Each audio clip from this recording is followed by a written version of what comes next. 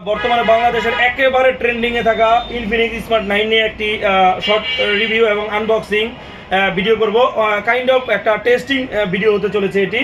কেন বলবো, কারণ এই মোবাইলটিতে আইপি রেটিং 54 থাকায় এটাতে রয়েছে ওয়াটারপ্রুফ, এটাতে 120 হার্জ রিফ্রেশ রেট রয়েছে মিডিয়াটেক হেলিও G81 এর প্রসেসর, ডুয়েল ফ্ল্যাশ লাইট ছাড়াও এটাতে বলার মতো অনেক ফিচারে ঠাসা। আমরা এই মোবাইলটি আনবক্সিং করে আমরা ওয়ান বাই ওয়ান যাচাই করব মোবাইলটিতে আসলেই পারফরমেন্সটা কেমন হচ্ছে এবং টেস্টগুলো করব এর ক্যামেরা। কারণ এই ইনফিনিক্স স্মার্ট 9 এর ইনফিনিক্স কোম্পানি দাবি করে এটাতে,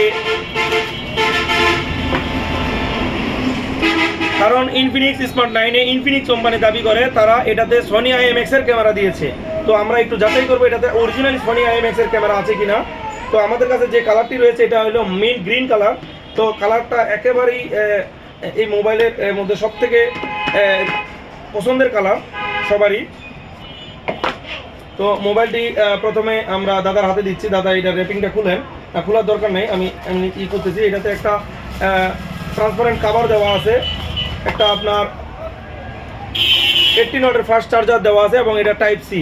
তো আমরা যদি একটু ক্লোজ করি তো দেখেন ইনফিনিক্স স্মার্ট 9 48 মাস ফ্লুয়েন্সি 300% ডুয়েল স্টিরিও স্পিকার। এই দেখেন একটা স্পিকার, এই যে একটা স্পিকার, দুইটা স্পিকার রয়েছে।